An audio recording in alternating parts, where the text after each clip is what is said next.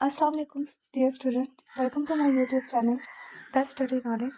अगर आपको मेरी आज की वीडियो अच्छी लगी तो काइंडली मेरा चैनल को सब्सक्राइब करें और बेल आइकन को क्लिक करें।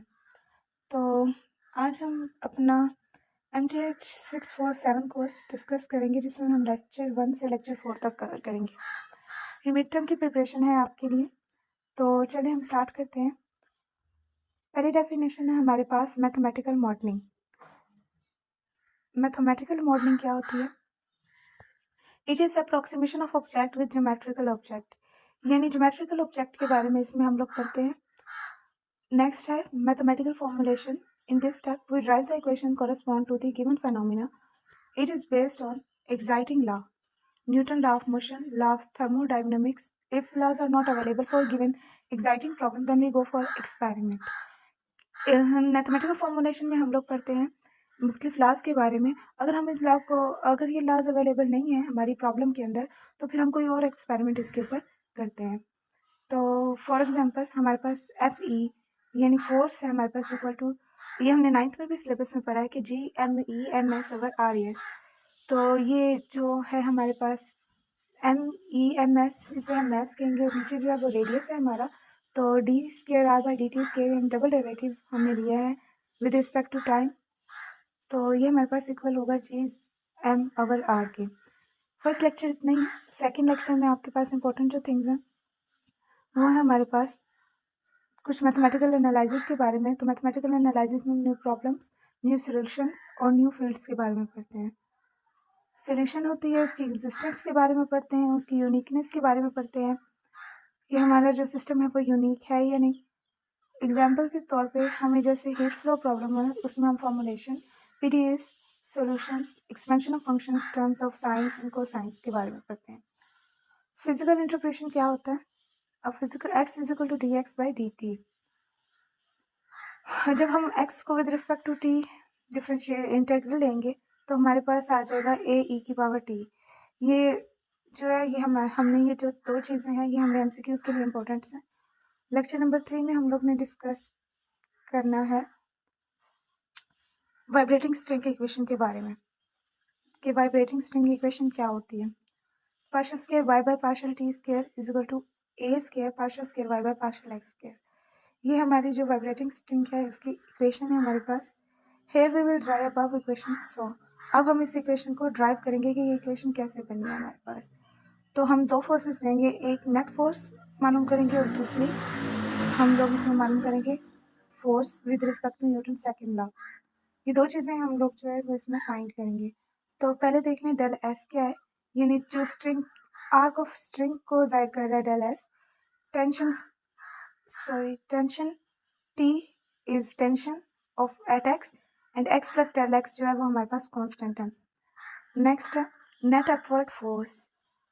नेट अपवर्ड फोर्स आपने ये पढ़ा हुआ है कि जो T tension in sine theta यानी एंगल टेंशन का साइन थीटा 2 में और T साइन वो थीटा 1 में, ये इस चीज़ के इक्वल होता है। साइन थीटा जो होता है वो स्मॉल एंगल होते हैं और वो अप्रॉक्सीमेटली इक्वल होता है टेंजेंट थीटा के, और साइन 0 पे भी 0 होता है और टेंजेंट 0 पे भी 0 होता है। सिंपल हमने यहाँ पे ये चीज़ याद रखनी है कि हमारी जो नेट फोर्स है वो किसके इक्वल होती है, यानी ये जो साइन थीटा था इसे हम अपने टेंजेंट थीटा 2 के कर दिया, और जो हमारे पास साइन थीटा 1 था उसे हमने टेंजेंट थीटा 1 कर दिया। अब ये तो हमारी आ गई है अब नेट फोर्स। अब हम मालूम करेंगे Newton second law of motion से दूसरी फोर्स। तो फोर्स हमने सिंपल फार्मूला पढ़ा हुआ है F is equal to m में। तो m हमारे पास, क्योंकि हम लोग आर्क ऑफ स्ट्रिंग के बारे में पढ़ रहे हैं तो m के साथ डेल s हमने लिखा है। मैं क्योंकि आर्क ऑफ स्ट्रिंग के बारे में पढ़ रहे हैं तो del s arc of string को ही रिप्रेजेंट कर रहा है, और फिर हमने इसी का एक्सेलरेशन भी मालूम करना है। फोर्स इक्वल होती है F is equal to m में।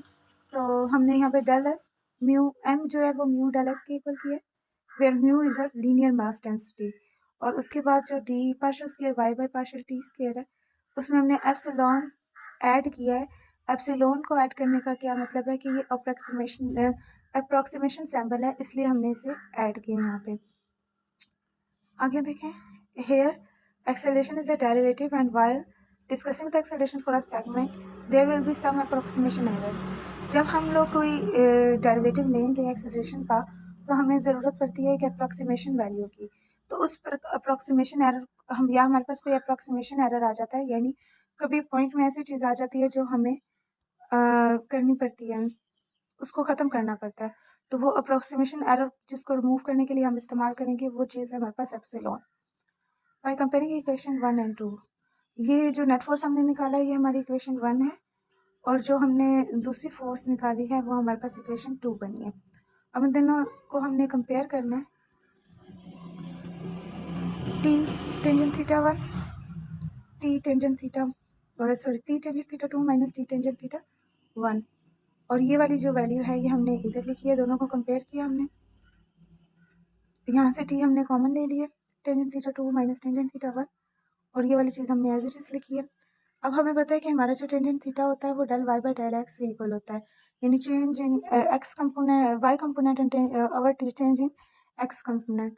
तो हमने इस डेल को हम D Y by D X भी लिख सकते हैं। अब टेंजेंट थीटा जहाँ जहाँ पे हमने D Y by D X select कर देना है उधर, और एक्स प्लस डेल एक्स, क्योंकि हमने ये जो ऊपर भी पढ़ा है कि ये कांस्टेंट है तो हमने साथ में कांस्टेंट भी ऐड करना है। इसी तरह D Y by D X, और इसके साथ हमने एक्स कांस्टेंट यूज़ करना है, यानी एक के लिए एक्स यूज़ किया और दूसरे के लिए हमने X plus del X use किया। Here x plus del x and x prime are final initial point for small vibration del x and mu del x, यानी इसके साथ अगर म्यू मल्टीप्लाई कर देंगे तो तब भी कोई फर्क नहीं।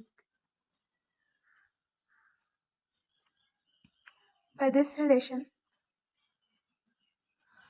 dy by dx x plus del x, ये एज इट इज़ हमारे पास सारी चीज़ लिखी हुई है यहाँ पे, और डिवाइड करेंगे थ्रू आउट दोनों तरफ। अब ये वाला जो म्यू है हमारे पास, वो हमारे पास इधर मल्टीप्लाई हो रहा है, उधर जाके वो डिवाइड हो जाएगा। जब हम लोगों ने ये सारी चीज़ del x approaches to zero करेंगे और एप्सिलॉन अप्रोचेस टू ज़ीरो करेंगे, जब हम ये सारी चीज़ ज़ीरो करेंगे तो हमारे पास ये एक इक्वेशन बन जाएगी।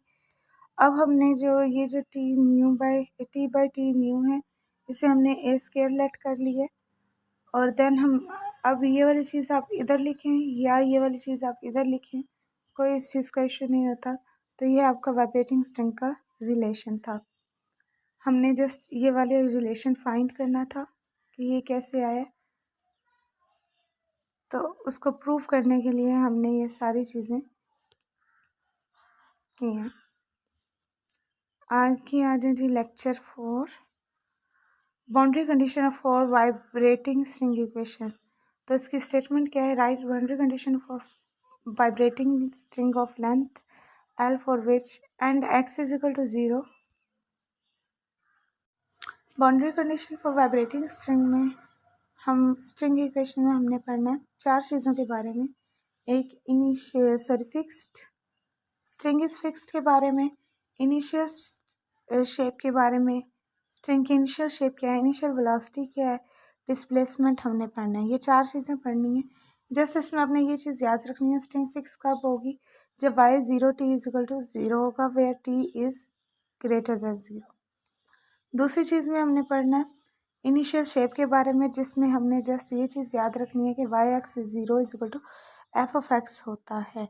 थर्ड में हमने पढ़ना था partial y by partial t, y of t x of t, y t x of t, यानी g of y t x of 0 g of x के इक्वल है, where x is greater than 0 and less than n।